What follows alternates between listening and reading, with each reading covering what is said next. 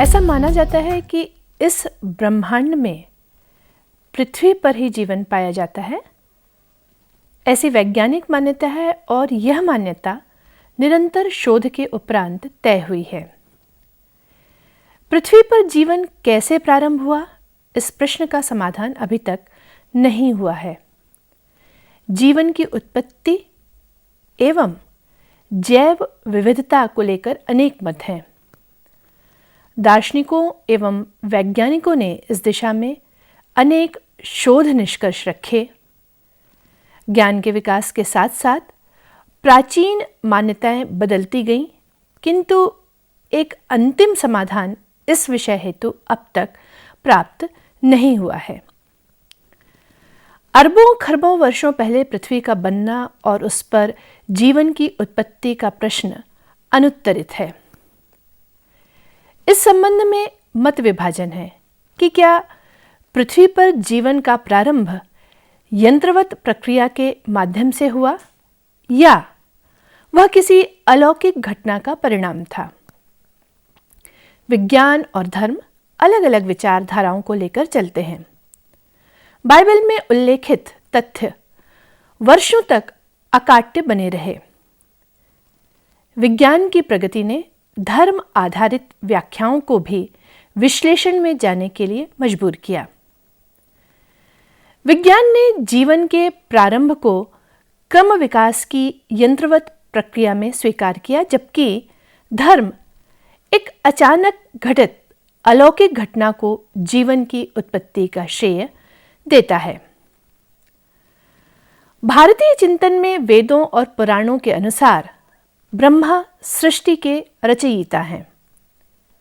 यूनान की प्राचीन धारणा यह कहती है कि जीवन बाह्य अंतरिक्ष से दृढ़ बीजाणुओं के रूप में पृथ्वी पर आया। ताप और नमी की अनुकूलता के कारण इन बीजाणुओं से जीवन इस धरती पर संभव हुआ।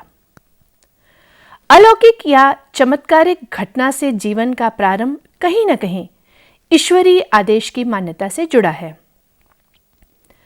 प्राचीन मिस्र की धारणा के अनुसार जीवन जड़ पदार्थों से स्वतः उत्पन्न हुआ। लंबे समय तक वैज्ञानिकों ने भी यह माना कि जीव स्वतः जनन की विधि से उत्पन्न होते हैं। वान हेलमांड का मानना था कि पसीने से भीगी कमीज तथा गेहूं के भूसे को साथ रखने से 21 दिन में चूहे उत्पन्न हो जाते हैं।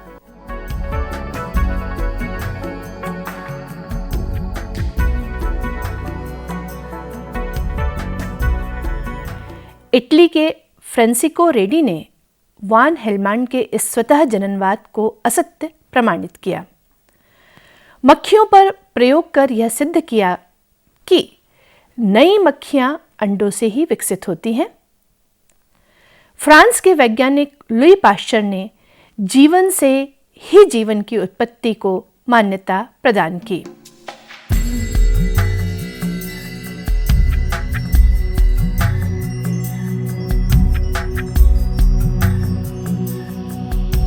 जीवन की उत्पत्ति के संबंध में रासायनिक विकास संबंधी अवधारणा की पुष्टि करने वाला सिद्धांत था ब्रिटिश जीव रसायनविद JBS हेल्डेन का।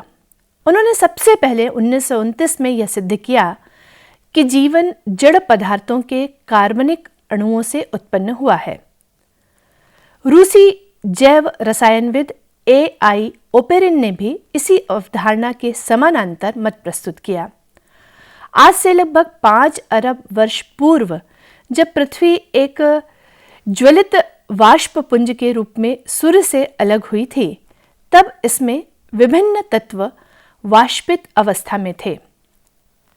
पृथ्वी के ठंडा होने पर लोहा, निकल आदि पदार्थ, हाइड्रोजन तथा नाइट्रोजन के संयोग से मीथेन, कार्बन तथा ऑक्सीजन के संयोग से कार्बन डाइऑक्साइड का निर्माण हुआ। वाष्पपुंजों से बने बादलों से लगातार वर्षा हुई और पृथ्वी ठंडी हुई। उस पर पर्वतों, नदियों और सागरों का निर्माण हुआ। वायुमंडलीय अमोनिया, मीथेन एवं खनिज लवण वर्षा के पानी में घुलकर समुद्र में पहुंचे। हेल्डन ने इसे घुला हुआ सूप कहा। इन्हीं तत्वों के रासायनिक संश्लेषण से समुद्र में प्रथम जीव का प्रादुर्भाव हुआ। जीव कोशों से सारे संसार के जीव जंतुओं का विकास हुआ। ये जीव बढ़कर 2 भागों में बंट जाते थे और प्रत्येक भाग एक स्वतंत्र जीव बन जाता था। बाद में एक कोशीय जीव आपस में मिलकर एक संयुक्त कोशीय जीव का रूप धारण करने लगे। उनकी शरीर रचना में भी धीरे धीरे बदलाव आने लगा। इस तरह एक कोशीय जीवों से बहुकोशीय जीव बने। वैज्ञानिक मिलर ने एक बहुत ही आसान प्रयोग के तहत हाइड्रोजन, मीथेन, अमोनिया तथा जल वाष्प का मिश्रण तैयार कर उसे जीवाणु रहित गैस कंटेनर से गुजरने का मौका दिया। इसी बीच इन गैसों को विद्युत ऊर्जा दी गई। उनकी यह कल्पना जीवन के प्रारंभ के समय मौजूद वातावरण पर आधारित थी। जल वाष्प को प्रारंभिक काल के महासागरों के स्थान पर उपयोग किया गया था। इसके परिणाम चमत्कारिक मिले। मिश्रण द्रव्य भूरे रंग का हो गया तथा उसमें अमीनो एसिड पाए गए जो प्रोटीन के मूल निर्माण तत्व होते हैं और प्रोटीन जीवन का प्रमुख तत्व है। मिलर के इस मत ने जीवन के प्रारंभ की तलाश को एक नई दिशा दे दी। महान दार्शनिक एरिस्टोटल का मानना था कि गैर प्राण वस्तुओं जैसे मिट्टी आदि के रासायनिक संसर्ग से मेंढक, सांप, कीट जैसे प्राणियों का निरंतर जन्म होता रहता है।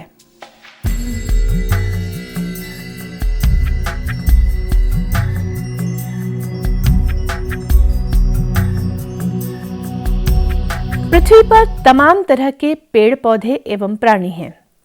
कुछ जीवों में समानता दिखती है और कुछ में भिन्नता। जैव विकास के सिद्धांत के अनुसार सभी जीवों के पूर्वज एक रहे हैं। ये सभी जीवन के सरलतम प्रारंभिक रूप से जटिल रूप में विकसित हुए हैं। इस दृष्टि से सभी जीव परस्पर संबंधी हैं। जटिल जीवों की रचना सरल रचना वाले जीवों से हुई। जीवों में होने वाला यह परिवर्तन जैव विकास कहलाता है। जैव विकास धीमी गति से होने वाला क्रमिक परिवर्तन है जो पूर्व काल से चला आ रहा है और निरंतर जारी है। वैज्ञानिकों ने जैव विकास के इन सिद्धांतों की पुष्टि के लिए अनेक प्रमाण प्रस्तुत किए। इन प्रमाणों को जुटाने के लिए उन्होंने प्राणियों की शरीर रचना, भ्रूणों, जीवाश्मों, जीवों के भौगोलिक विवरण, जीव रसायन व शरीर क्रिया विज्ञान, जीवों का वर्गीकरण तथा आनुवंशिकी की दृष्टि से जीवों का तुलनात्मक अध्ययन किया। जैव विकास के प्रमाण प्रस्तुत करने के उपरांत भी अनेक प्रकृति वैज्ञानिक दार्शनिक जैव विकास की क्रिया का निरंतर अध्ययन करते रहे और उन्होंने अपने अपने वाद प्रस्तुत किए। फ्रांस के जीन बैप्टिस्ट लेमार्क, इंग्लैंड के Charles Darwin, Alfred Russel Wallace, Weismann, Hugo de Vries, Huxley, Dobzhansky और सिम्पसन आदि ऐसे ही प्रमुख वैज्ञानिक हैं।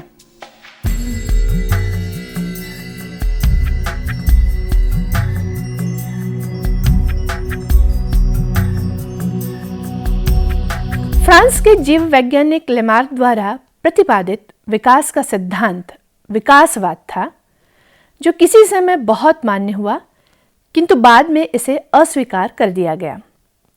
लेमार्क ने अपने सिद्धांत में कहा कि जीवधारियों में होने वाले परिवर्तनों के पीछे वातावरण में होने वाला परिवर्तन मुख्य कारक है।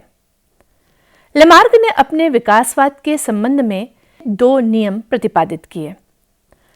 उस प्रत्येक जीव में जिसने अपने विकास की आयु पार नहीं की है, किसी अंग का सतत व्यवहार उस अंग को विकसित बनाता है। यह दृढ़ता उस काल के अनुपात में होती है जितने काल तक यह अंग व्यवहार में लाया गया है। इसके विपरीत यदि किसी अंग का व्यवहार नहीं किया जाता तो वह निर्बल होने लगता है और धीरे धीरे उसकी कार्य क्षमता कम होने लगती है और अंत में वह अंग विलुप्त हो जाता है। दीर्घकाल से किसी परिस्थिति में रहने वाली प्रजाति के जीवों का परिस्थिति के प्रभाव के कारण अनेक बातें अर्जित करनी पड़ती हैं या भुला देनी होती हैं। किसी अंग का प्रभावी व्यवहार अथवा उस अंग के व्यवहार में लगातार कमी आनुवंशिकता के द्वारा सुरक्षित रहती है। ये बातें इन जीवों से उत्पन्न होने वाले जीवों में देखी जाती हैं, पर शर्त यह है कि अर्जित परिवर्तन नर और मादा दोनों में हुआ हो अथवा उन नर मादा में हुआ हो जिनसे नए जीवों की उत्पत्ति हुई है। लेमार्क के इस सिद्धांत की आलोचना भी हुई। विजमन ने कई पीढ़ियों तक चूहों की दुम काटी, किंतु अंत तक दुम लंबी और मोटी बनी रही। लेमार्क के सिद्धांत के अनुसार दुम का उपयोग न होने पर दुमहीन चूहों की उत्पत्ति होनी चाहिए थी।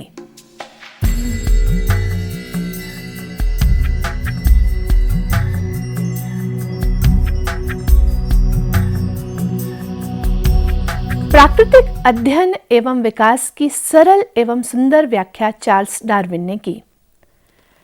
डार्विन के सिद्धांत को प्राकृतिक वर्णवाद के नाम से जाना जाता है। डार्विन एक संपन्न परिवार से थे।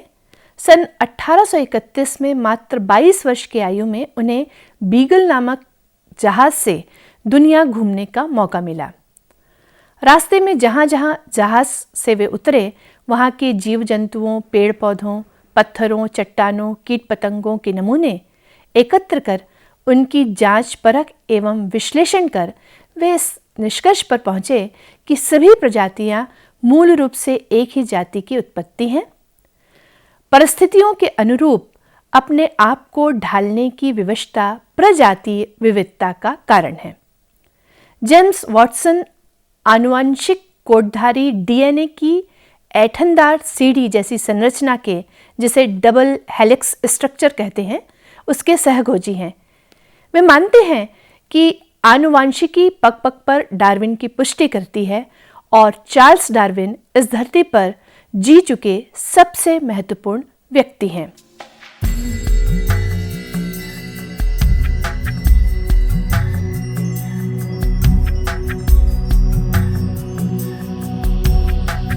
प्राकृतिक वर्ण के सिद्धांत की पुष्टि के लिए डार्विन ने जीवन संघर्ष का एक सहायक सिद्धांत उपस्थित किया।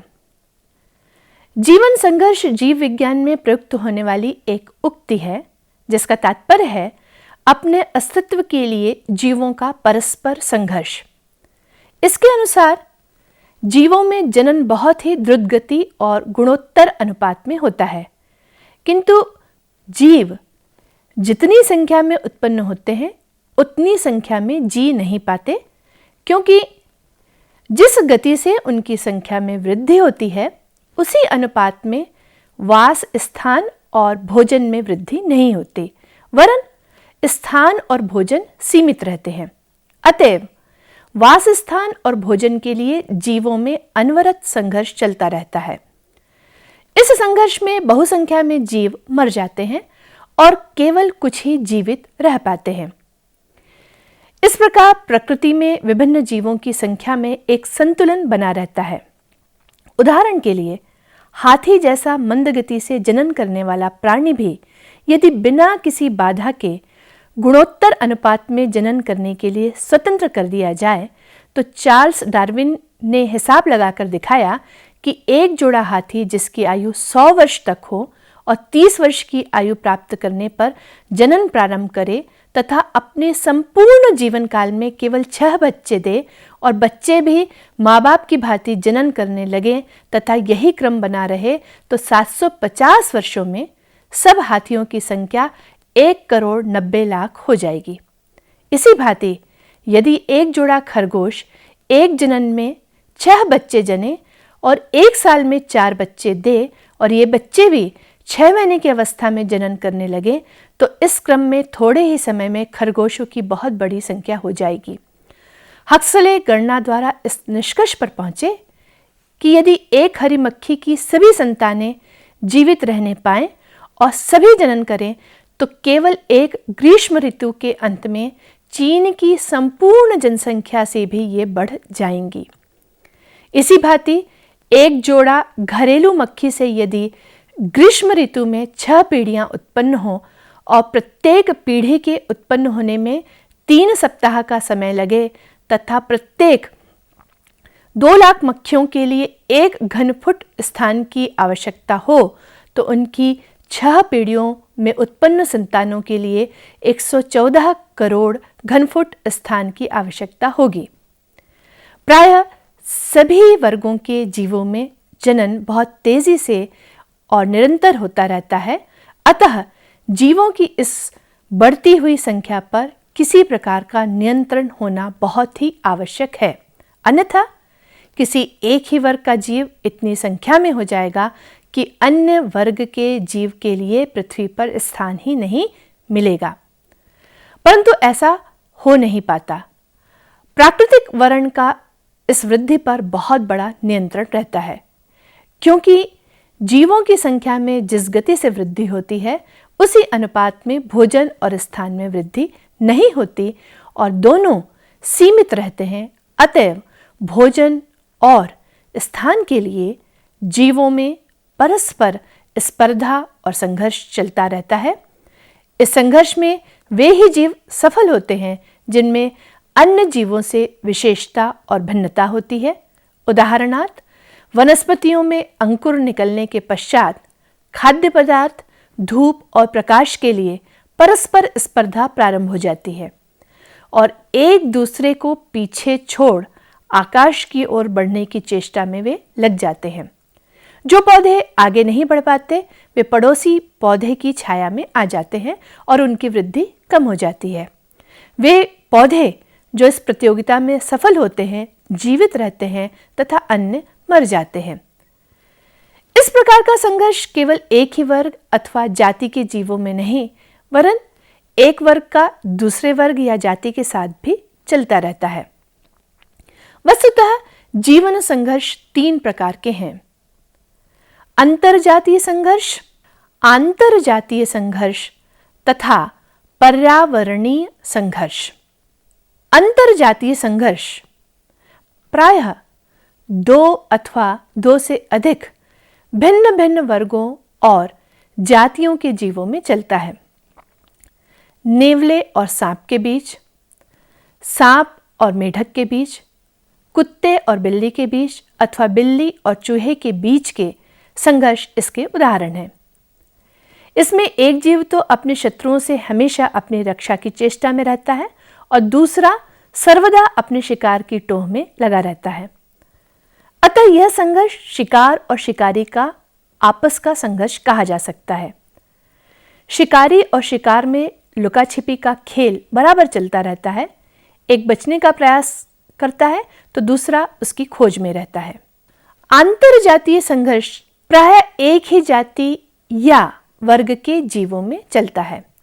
जैसे मनुष्य का मनुष्य से, कुत्ते का कुत्ते के साथ संघर्ष अंतरजातीय संघर्ष है। एक जाति के सभी सदस्यों की आवश्यकताएं समान होती हैं, अतएव उनमें से प्रत्येक को आवश्यकता की पूर्ति के लिए हर कदम पर संघर्ष करना पड़ता है। अंतर्राष्ट्रीय युद्ध की धमकियां अथवा युद्ध का छिड़ना भी जीवन संघर्ष ही है। पर्यावरणीय संघर्ष जीवों को उपयुक्त दोनों प्रकार के संघर्षों के अतिरिक्त पर्यावरण से संघर्ष का भी सामना करना पड़ता है। यह संघर्ष उनके अपने प्राकृतिक वातावरण और परिस्थितियों के साथ होता है। जीवों को दैविक और भौतिक शक्तियों जैसे आर्द्रता, शुष्कता, गर्मी, सर्दी, आंधी, तूफान, भूकंप, ज्वालामुखी का उद्गार, बिजली की चमक, बाढ़, प्रचंड धूप, लू इत्यादि का भी सामना करना पड़ता है। इस प्रकार के संघर्षों में वही जीव जीवित रह पाता है जो अपने प्रतिद्वंदी से जरा बीस पड़ता है, जिसमें किसी प्रकार की विशेषता होती है और जो संघर्ष में सफल हो वह बच निकलने में सक्षम होता है। जिस प्रकार एक कुशल माली बगीचे से अथवा एक चतुर किसान अपने खेत से कमजोर अथवा हानिकारक पौधों को निकाल फेंकता है, उसी प्रकार प्रकृति जीवन संघर्ष द्वारा दुर्बल और अक्षम जीव को अपनी वाटिका से उखाड़ फेंकती है। योग्य और होनहार जीवों को ही विकसित होने का अवसर प्रदान करती है तथा उनकी संख्याओं में संतुलन बनाए रखती है। जीवों में परस्पर संघर्ष के परिणाम स्वरूप उनकी रचना में विशेषता अथवा भिन्नता उत्पन्न होती है तथा यह विशेषता उनकी संतान में चली जाती है। इस प्रकार पीढ़ी दर पीढ़ी उन्नत विशेषताएं उत्पन्न होकर ऐसी जाति तैयार करती हैं जो आदि जीवों से भिन्न प्रतीत होने लगती हैं और एक नई जीव जाति के रूप में स्थापित हो जाती हैं। सन 1903 से 1935 के बीच जीव विज्ञान की विभिन्न जानकारियों में वृद्धि हुई।